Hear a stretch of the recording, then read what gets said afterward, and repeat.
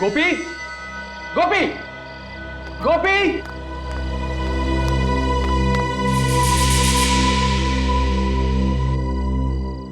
गोपी, गोपी।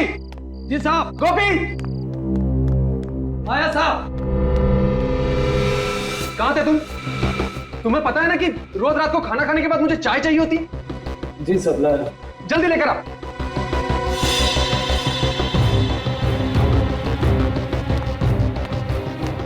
कभी कभी तुम्हें क्या हो जाता है दीपक? तुम्हें पता है ना कि गुस्सा करते हुए तुम बिल्कुल अच्छे नहीं लगते।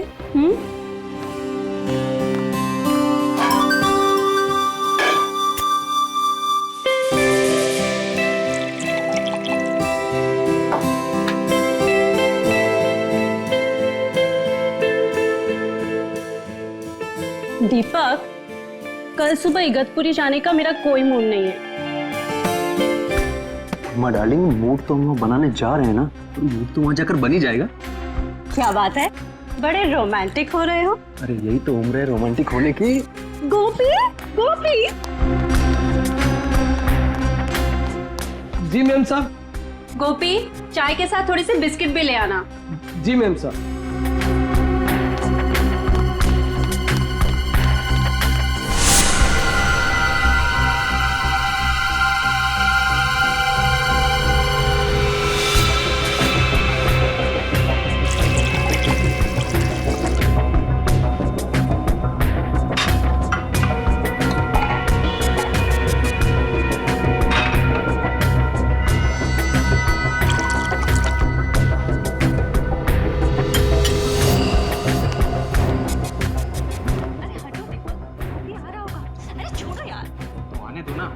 अरे शादी की है मैंने तुमसे, कोई भगा के थोड़ी लाया हूं। हटो हटो, छोड़ो।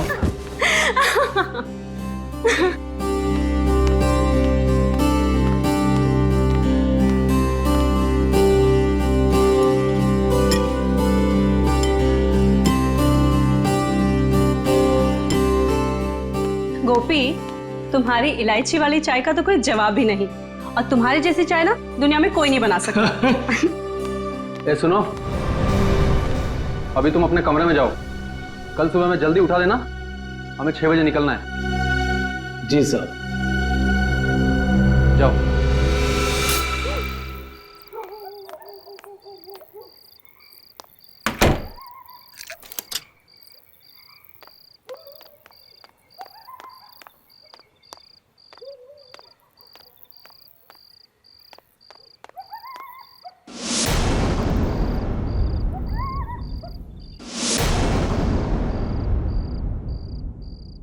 दीपक, हेमा, दीपक, दीपक, दीपक रेडी?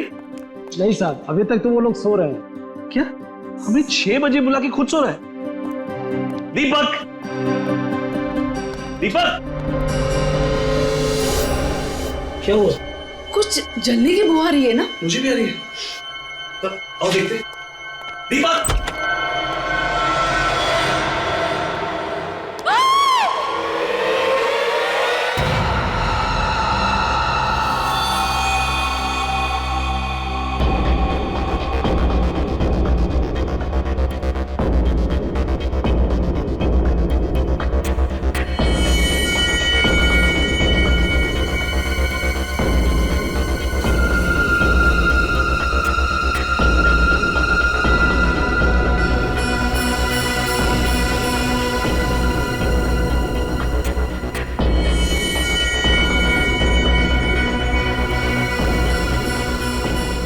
निखिल, सर।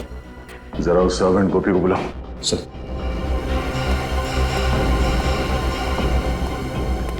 गोपी, इधर आओ।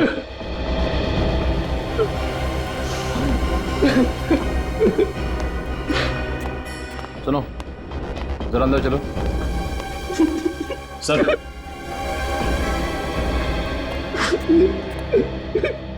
गोपी, कल रात जब यहाँ पे आग लगी तब तुम कहाँ थे? सर, अपने कमरे में सो रहा था। तुम सो रहे थे? तुम्हारे साहब और मेम साहब यहाँ पे चीख रहे थे, चिल्ला रहे थे और तुम खर्राटे मार रहे थे। ऐसी कौन सी नींद है तुम्हारी जो इनके चीखने पे या आग के धुएं से नहीं खुली? अरे नहीं सर, हमारा कमरा नीचे है ना, वहां धुआं नहीं पहुंचा, इसलिए। मगर चीखे तो पहुंची होंगी ना? कान में रुई डाल के सो रहे थे क्या? अरे नहीं सब चीखे नहीं सुनाई थी, नहीं भाग के ना अपने साहब को बचाता ना, वो तो थोड़ी सी पी।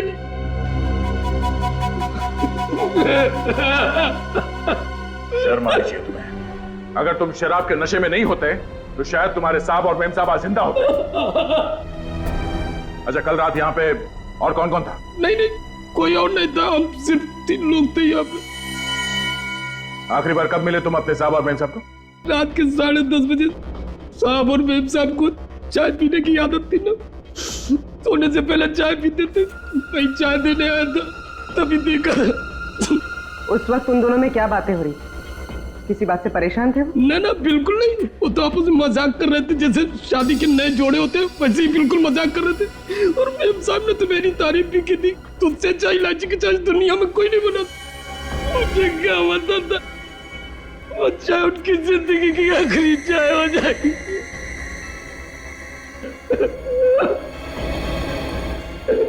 कमाल है, इस कमरे में आग लगी पर पलंग और गद्दे के अलावा यहाँ पे और कुछ नहीं जला।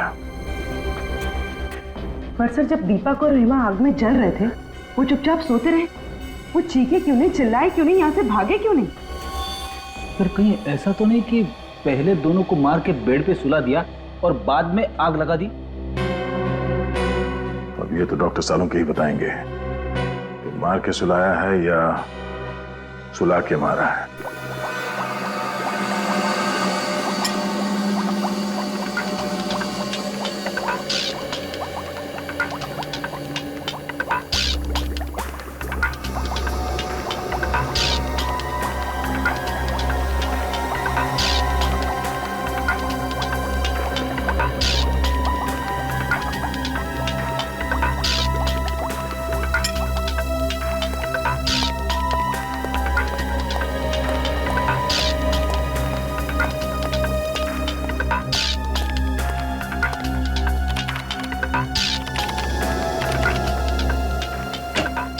हाँ अभिजीत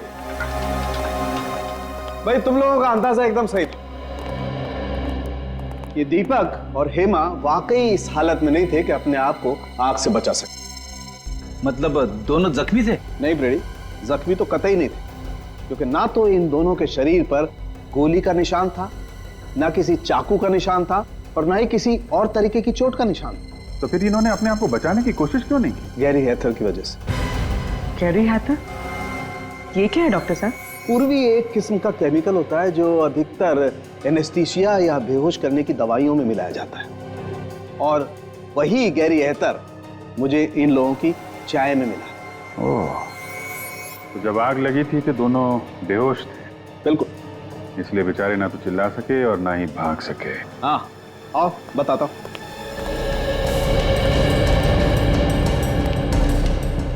ये देखो, टेबल लैंप के इस वायर को शॉर्ट किया गया। अब जैसे ही ये टेबल लैंप जला होगा, ये वायर धीरे धीरे गर्म होना शुरू हुआ और इतना गर्म हो गया होगा कि इसमें स्पार्क हुआ होगा, और उस स्पार्क की वजह से आग लग गई होगी। ओह, तो आग इससे लगी? ये तो तुम लोग पता करो। आग कैसे भी लगी हो डॉक्टर साहब, लेकिन ये तो पक्का है कि दोनों का खून हुआ है। एक मर्डर है। खूनी को मालूम था कि दोनों रात में सोने से पहले चाय पीते, इसलिए चाय में उसने बेहोशी की दवा मिला दी और दोनों को बेहोश कर दिया। कुछ देर के बाद शॉर्ट सर्किट हुआ और आग लग गई। सर, घर का नौकर गोपी कह रहा था कि रात को 10:30 बजे चाय देने के बाद वो अपने कमरे में सोने चला गया था। रात को मेन गेट उसी ने बंद किया और फिर सुबह उसी ने खोला। सर, तो कहीं ये सब गोपी ने तो नहीं किया? हो सकता है। मुझे लग रहा है कि ये काम अकेले गोपी के बस का नहीं है, कोई और भी है जो इसके साथ मिला हुआ है। पहले एक काम करते हैं, दीपक और हेमा, इनकी पूरी डिटेल्स निकालते हैं, इनकी पूरी हिस्ट्री। जी हाँ, वो सारी डिटेल्स मुझे जल्दी से जल्दी चाहिए। Thank you sir. ये रही दीपक की जन्म कुंडली। Very good. पिछले 6 महीनों में उस पर 2 बार हमला हो चुका है, पर किस्मत से वो दोनों बार बच निकला। और दोनों बार जब इस पे हमला हुआ तो ये मीटिंग के लिए अकेला जा रहा था। सर अगर ये कोई बिजनेस से रिलेटेड दुश्मनी होती फिर तो उसे दीपक के पार्टनर मनीष को भी अपना निशाना बनाना चाहिए। सिर्फ दीपक ही क्यों? वही तो हैरानी की बात है सर, ये दीपक और मनीष हमेशा साथ साथ जाते थे मीटिंग करने के लिए, पर जिन 2 दिनों में दीपक पे हमला हुआ 7 मार्च और 14 मई को, तब मनीष उसके साथ नहीं था। मनीष कैसे साथ होता? दीपक की मौत से सबसे ज्यादा फायदा होगा मनीष को, और दीपक के घर बिना रोक टोक कौन आ जा सकता है? मनीष। दीपक सोने से पहले चाय पीता था, यह बात किसको मालूम होगी? गोपी और मनीष को। सर दीपक मेरा बिजनेस पार्टनर ही नहीं बल्कि मेरा दोस्त था। दोस्त नहीं बल्कि मेरे भाई जैसा था। अगर दीपक तुम्हें इतना ही प्यारा था तो उसका खून क्यों करवाया तुमने? क्या कह रहे हैं? मैं दीपक को क्यों मरवाऊंगा? 7 मार्च और 14 मई को जब दीपक मीटिंग्स के लिए जा रहा था तब उस पे जानलेवा हमले हुए थे या नहीं? जी हुए थे, और दीपक के साथ तुम हर मीटिंग में जाया करते थे। जी। तो फिर इन 2 मीटिंग्स में तुम दीपक के साथ क्यों नहीं गए? शायद मेरी किस्मत अच्छी रही। तुम्हारी किस्मत अच्छी नहीं थी, बल्कि ये दोनों हमले तुम्ही ने करवाए। लेकिन सर मैं ऐसा क्यों करवाऊंगा? क्योंकि दीपक के मरने से सबसे ज्यादा फायदा तुम्हें होने वाला। ये सारा बिजनेस तुम्हें मिल जाता, तुम इसके अकेले मालिक बन जाते। वो तो दीपक नहीं मरता तब भी मैं मालिक बन जाता। क्या मतलब? देखिए, दीपक इस बिजनेस से परेशान हो चुका था और उसने ये बिजनेस छोड़ने का फैसला कर लिया था। क्यों? आइए मेरे साथ।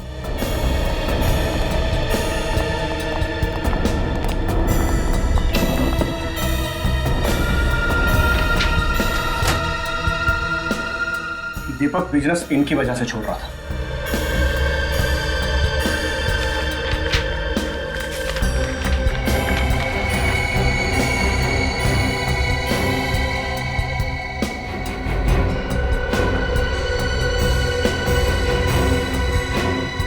ये तो धमकी भरी चिट्ठियां है।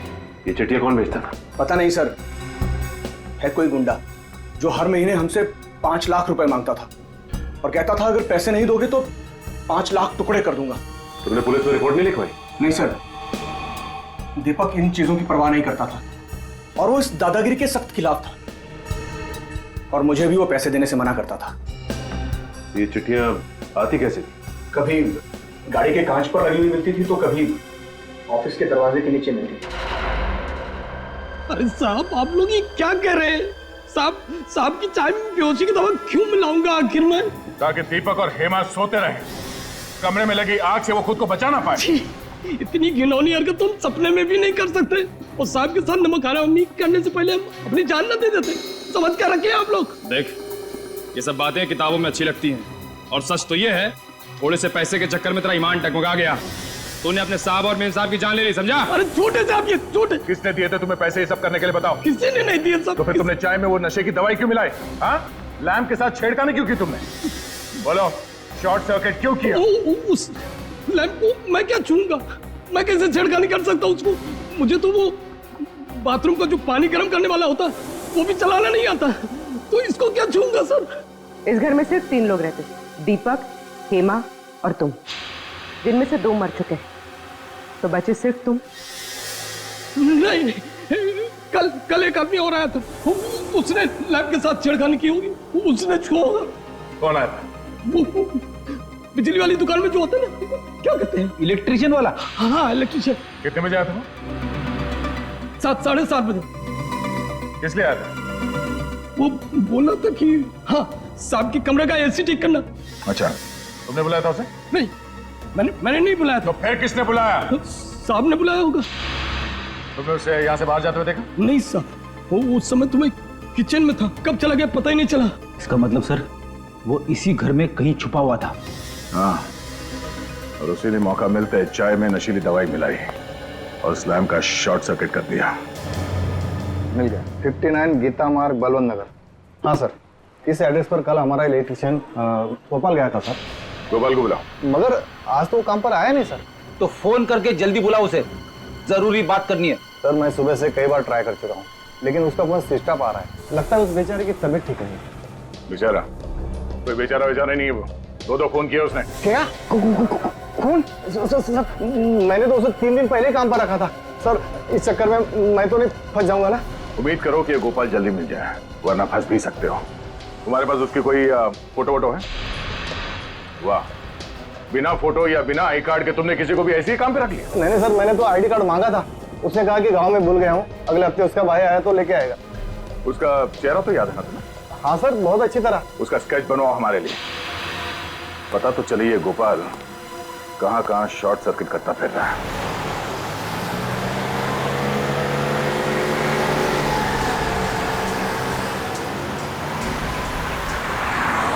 सर उस इलेक्ट्रिशियन ने बहुत लंबी चौड़ी प्लानिंग की दीपक और हेमा को मारने।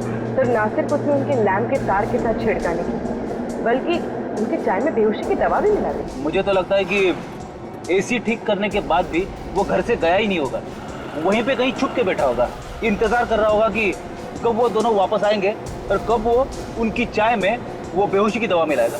पर यह बात तो सिर्फ दीपक का नौकर गोपी ही जानता था कि उन दोनों को रात में चाय पीने की आदत है।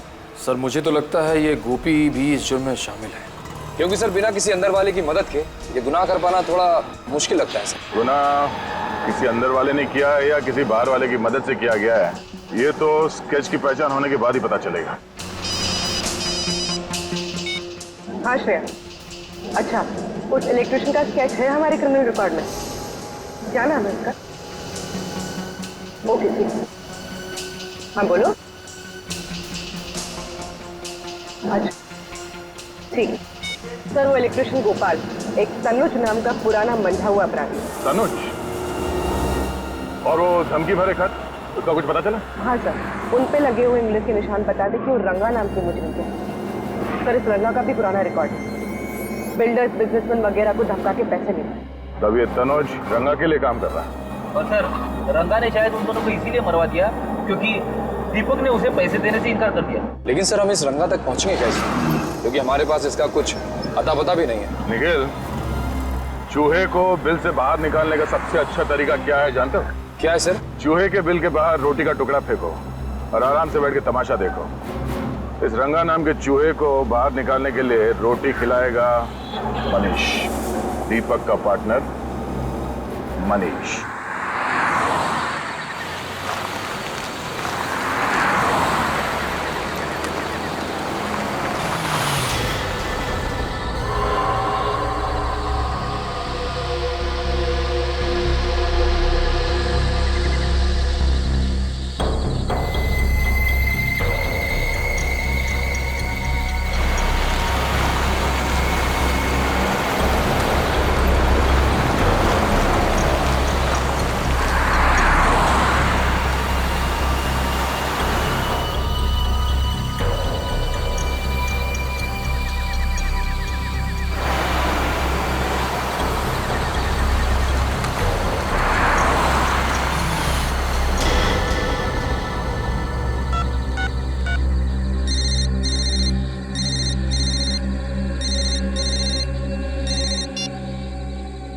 शाबाश, अच्छा हुआ जो तू खुद ब खुद आया। तेरे सिर पे रंगा का हाथ है, अब तेरा कोई बाल भी बाका नहीं कर सकता। पूरे पैसे लाया ना? हाँ पूरे हैं, चाहे तो गिन लीजिए। हमें अपने क्लाइंट पर पूरा भरोसा होता है, तू कम पैसे देने की गलती कभी नहीं करेगा। अच्छा एक काम कर, बाहर निकल, ब्रीफकेस सड़क पे छोड़ और जा। ठीक है।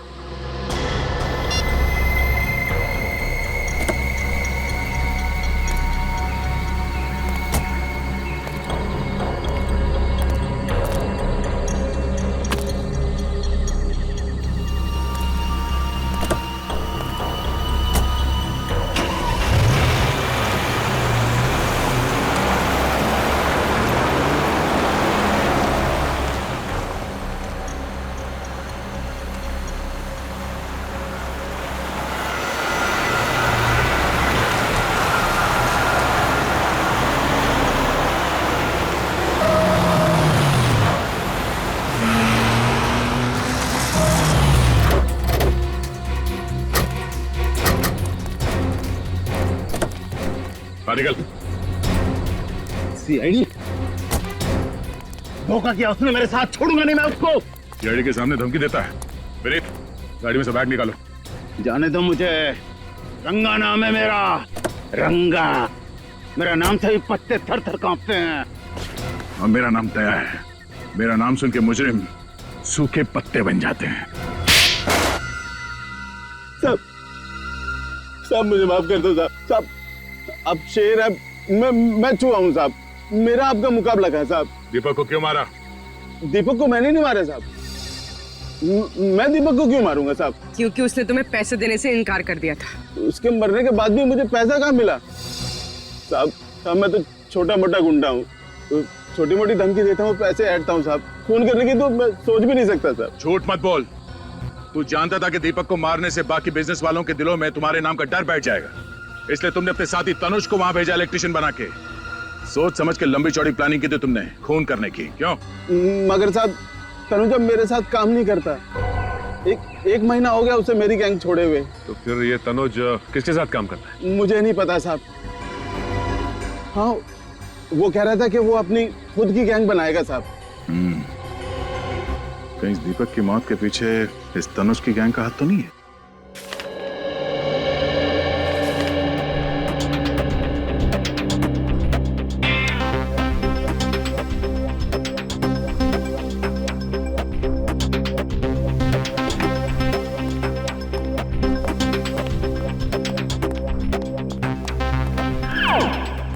सर, आपने कभी कबड्डी खेली है? कबड्डी? कबड्डी? हाँ, कॉलेज के दिनों में तो बहुतों को चित किया हमने। पर ये सवाल पूछ क्यों रहे हो? कुछ मैच वैच होने वाला है क्या? अरे नहीं सर, दरअसल बात यह है कि तनुज को लेकर मेरे दिमाग में कुछ सवाल आपस में कबड्डी कबड्डी खेल रहे, और जब तक उन सवालों के जवाब मुझे मिल नहीं जाते तब तक मेरी सांस अटकी रहेगी। अच्छा, चलो बताओ, कौन से सवाल है जो तुम्हारे पेट में उछल कूद रहे हैं? पहला सवाल तो ये कि अगर तनुज रंगा की गैंग में है ही नहीं तो फिर उसने ये जुर्म क्यों किया?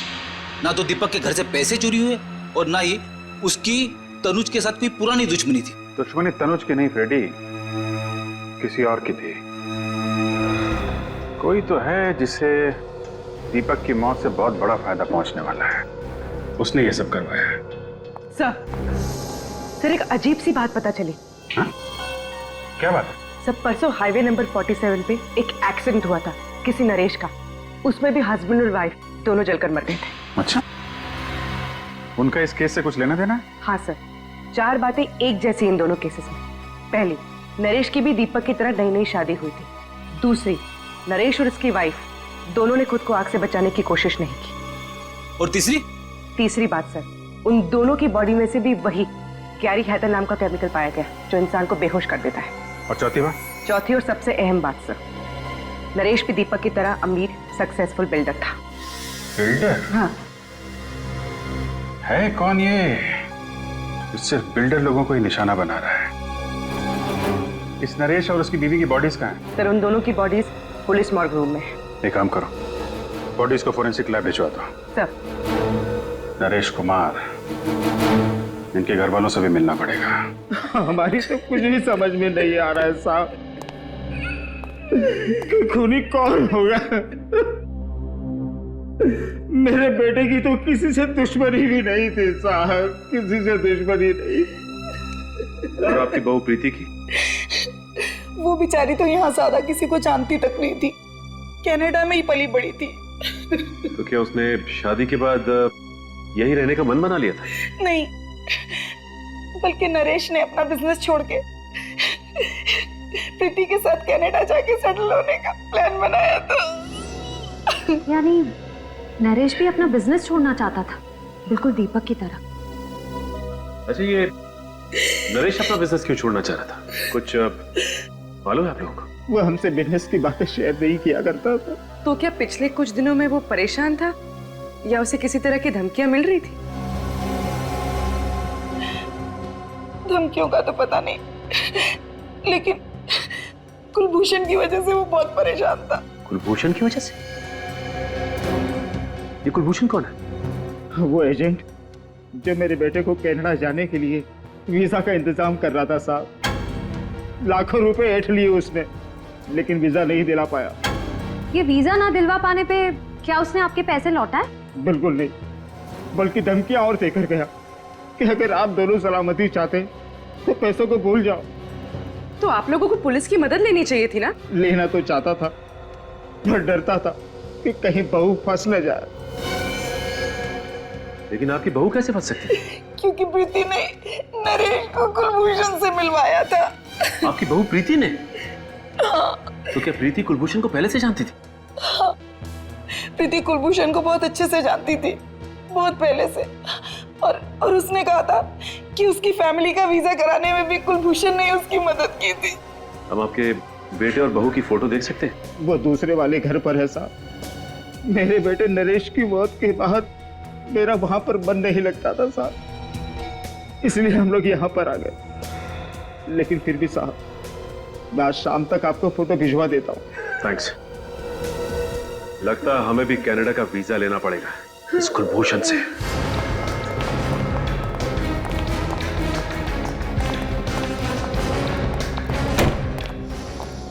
संभाल के भाई साहब, यहाँ का मालिक कौन है?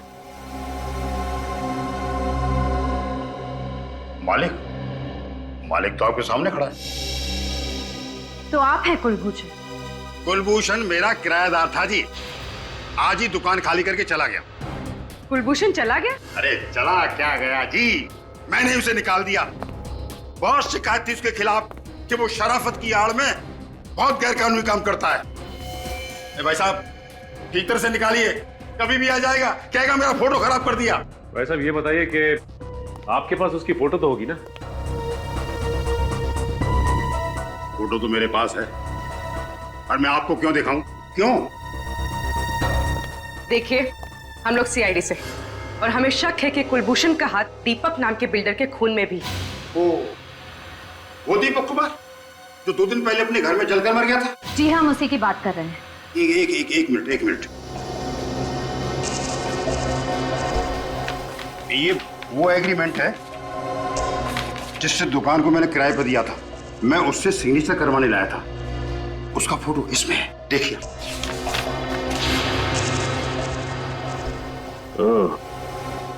ये है कुलभूषण। सर, लगता है ये दीपक भी इस कुलभूषण के चंगुल में फंस गया था, विदेश जाने के लालच में। अब दीपक के परिवार वाले ही बताएंगे इस कुलभूषण का इतिहास। आप ठीक कह रहे सर, कुलभूषण ही वो एजेंट था जो दीपक को वीजा देने वाला था। मतलब वीजा दिया नहीं दिया, पैसे भी पूरे ले लिए। जब भी हम लोग फोन करते यही कहता, आज दूंगा, कल दूंगा, यही कह के हमें बेवकूफ बनाता रहा।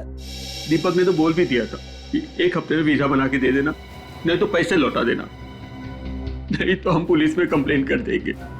फिर क्या हुआ? हमने अपना बेटा खो दिया।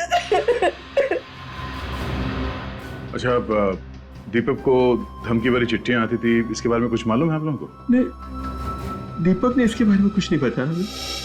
अच्छा, इस कुलभूषण को कैसे जानते थे आप लोग? हम नहीं जानते थे, हमारी बहू हेमा अच्छी तरह से जानती थी, उसी ने हमें मिलवाया था। पर हेमा तो बाहर पली बड़ी है, तो वो कुलभूषण को कैसे जानती थी? मुझे नहीं मालूम। नरेश को कुलभूषण से मिलवाया उसकी बीवी प्रीति ने, और दीपक को मिलवाया हेमा ने।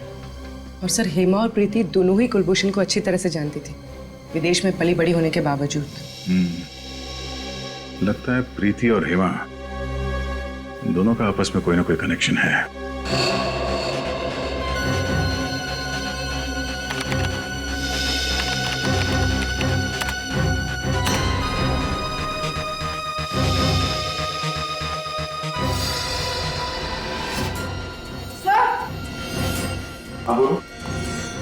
सर, ये कुलभूषण नहीं है, इसका असली नाम रणदीप है। रणदीप? ओह, ये तो पुराना पापी है। इतने सारे केसेस हैं इसके ऊपर, 420 के। हाँ सर, ज्यादातर घपले इसने लोगों को विदेश ले जाने का झांसा देकर किए हैं। अमेरिका, इंग्लैंड, कनाडा, ऑस्ट्रेलिया का परमानेंट वीजा दिलवाने का झूठा वादा करके ये लोगों से लाखों रुपए ऐंठता था। और इसके आखिरी 2 शिकार थे दीपक और नरेश। मगर सर, इस रणदीप ने तो कई सारे लोगों को चुना लगाया होगा, तो फिर इसने दीपक और नरेश की जान क्यों ली? शायद उन दोनों को रणदीप की असलियत के बारे में पता चल गया होगा, इसलिए रणदीप ने तनुज की मदद से दोनों को रास्ते से हटा दिया। सर इसमें यह भी लिखा है कि ये रणदीप शादियां भी करवाता था, अमीर परिवारों के लड़कों के लिए एनआरआई बहुएं भी लाता था। अच्छा, एनआरआई शादियां, ये इस रणदीप की एक और तरकीब होगी लोगों को फंसाने की। सर, लगता है ये रणदीप उन्हीं लोगों को अपने जाल में फंसाता होगा जिन्हें या तो विदेश जाने का चस्का है या फिर विदेश में रहने वाले भारतीय लोगों से शादी करने का। हम मगर हेमा इस रणदीप की इतनी तारीफ क्यों कर रही थी? दीपक के माता पिता ने बताया था ना कि कुलभूषण हेमा को काफी सालों से जानता था। पर सर, दीपक के माता पिता तो ये भी कह रहे थे कि हेमा ऑस्ट्रेलिया में पली बड़ी है, फिर इसका इंडिया में रहने वाले 420 रणदीप से पाला कैसे पड़ गया? और नरेश के माता पिता भी कह रहे थे कि उनकी बहू प्रीति काफी सालों से कुलभूषण को जानती थी। सर, इस रणदीप ने पहले हेमा और प्रीति को अपने जाल में फंसाया और फिर उनके जरिए दीपक और नरेश को अपना शिकार बनाया।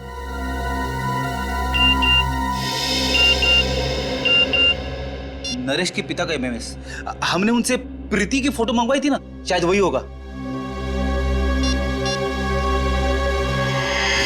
हाँ सर, ये प्रीति है। सर ये तो हेमा है। ये इसका मतलब हेमा और प्रीति दोनों एक ही हैं। ये क्या चक्कर है?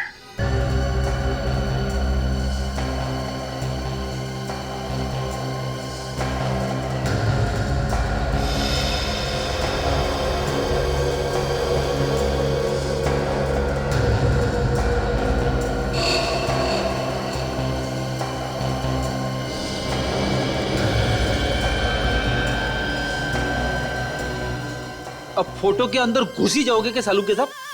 इतनी बारीकी से क्या देख रहे हो? हेमा की आंखें। नहीं तो क्या मिला कुछ आंखों में आपको? ढूंढ रहा हूं अभिजीत। मैं ये पता करने की कोशिश कर रहा हूं कि हेमा को हेड्रोक्रोमिक इरिडोसाइसिलिया नाम की बीमारी थी या नहीं। हेड्रोक्रोमिक इरिडोसाइसिलिया, ये क्या होता है डॉक्टर साहब? बच्चे, एक आंखों की ऐसी बीमारी होती है जिसका अगर वक्त पर इलाज न किया जाए तो आंखों की रोशनी जाती रहती है। अरे बाप रे, ये तो बड़ी खतरनाक बीमारी है। मतलब हेमा और प्रीति को ये बीमारी थी?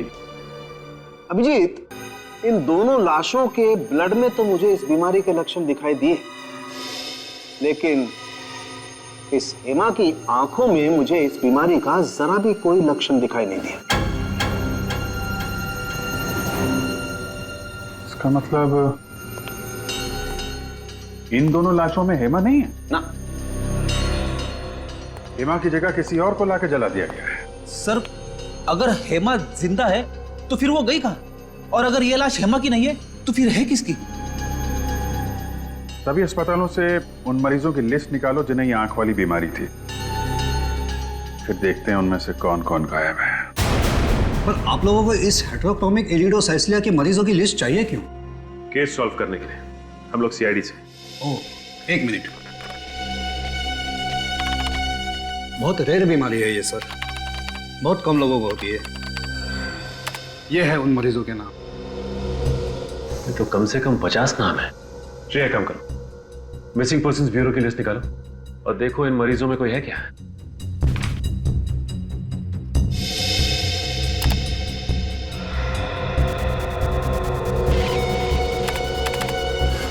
सर, आभा का नाम है इसमें।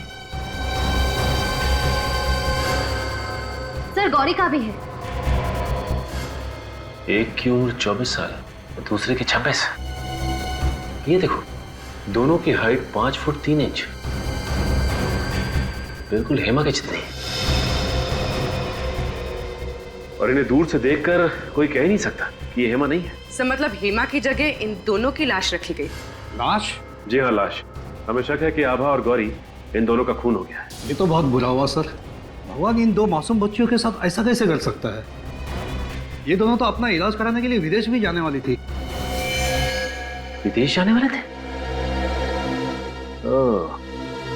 अब बात समझ में आई। इसका मतलब ये दोनों लड़कियां कुलभूषण से मिलने गई थी वीजा के लिए, और जैसे ही कुलभूषण ने इन दोनों लड़कियों को देखा कि ये दोनों हेमा जैसी दिखती हैं, उनका काम तमाम कर दिया उसने।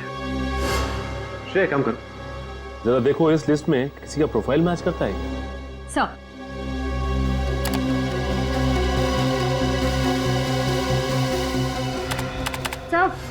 सर है, ये पूनम, इसकी प्रोफाइल हेमा के प्रोफाइल से मैच करती है। तो इसका मतलब पूनम की जान भी खतरे में है। सर ये रहा बंगला नंबर 23। सर पूनम यही रहती है।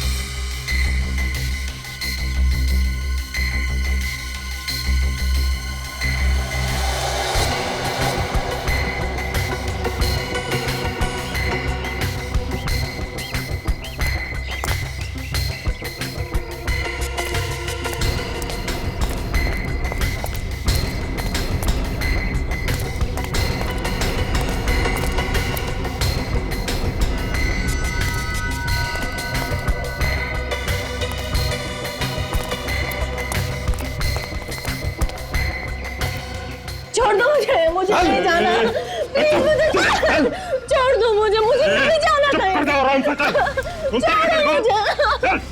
छोड़ दो। तो रणदीप और तनुज है। ये तो पूनम को जबरदस्ती लेके जा रहे हैं। लगता है एक और अमीर आदमी को मारने का प्लान है। चल अंदर बैठ। जल्दी गाड़ी चला, इससे पहले को आ जाओ यहाँ पे। चल। आ जाएंगे नहीं, आ गए।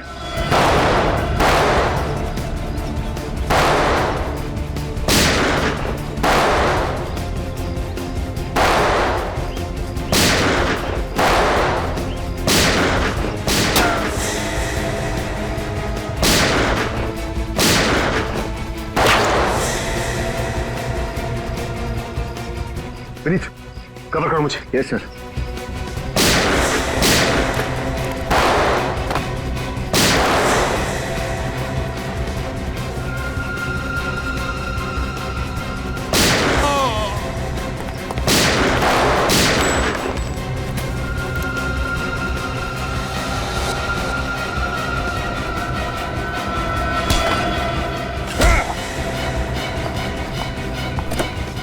तुम ठीक तो हो ना? हाँ मैं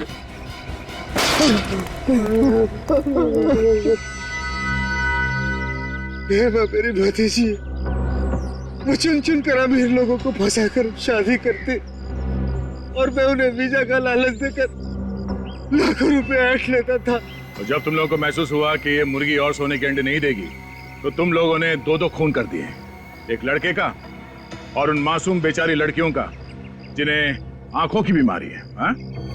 ये सब रणदीप का प्लान था। मैं तो सिर्फ सुपारी लेकर खून करता हूँ। तुम्हारा अगला शिकार कौन है?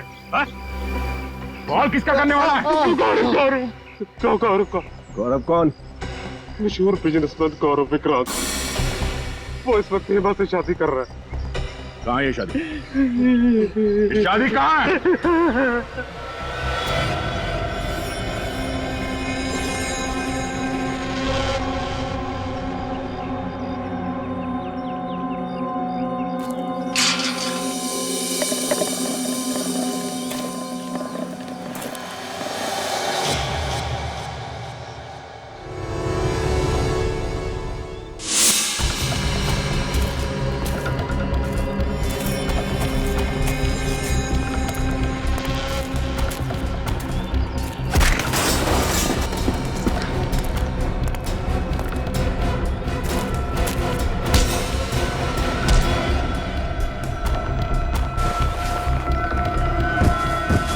जिस पल का मुझे बहुत दिनों से इंतजार था, आज वो पल आ गया है तनिषा। तुम्हें पता है, तुमसे शादी करना मेरी जिंदगी का सबसे अहम फैसला है। गलत। गलत? सबसे सही फैसला तो ब्राजील जाने का है ना गौरव? गौरव ब्राजील जाए या ना जाए, तुम जरूर जाओगी जेल।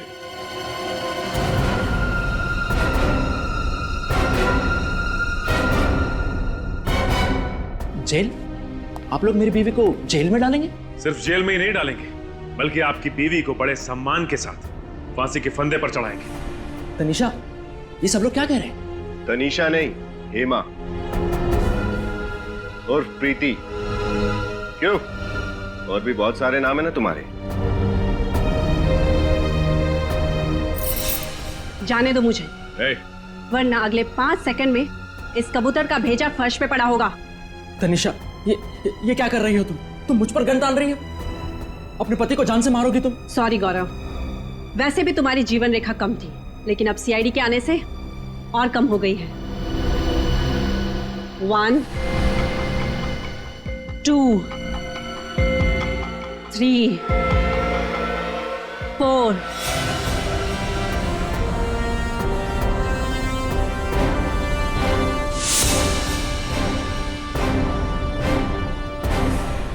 जाने दो मुझे। जाने दूं?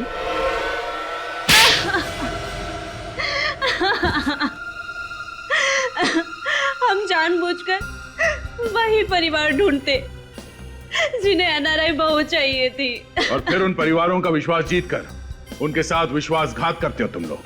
मैं चाचा जी को कुलभूषण बनाकर अपने ससुराल वालों से मिलवाती और खुद एक अच्छी बहू बनने का नाटक करती रहती।